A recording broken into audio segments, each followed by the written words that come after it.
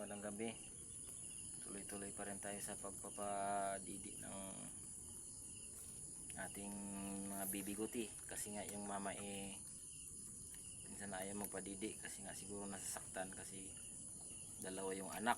Pero yung ibang bibiguti natin isa lang.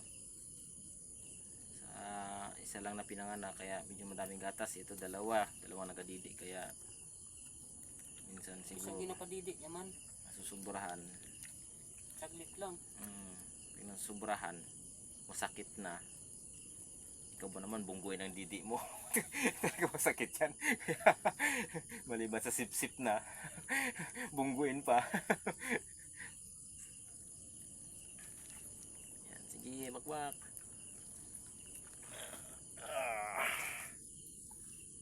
Sige na, didi na doon ah. Ang cute ng kulay nito. Busog na. Tama na siya. Bak, pakita mo, ang lakas pa naman yan.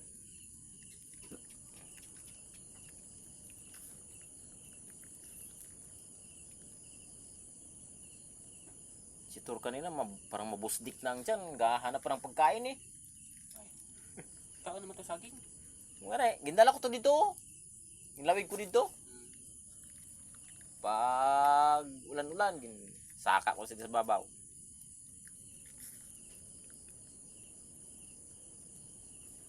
Bakbak.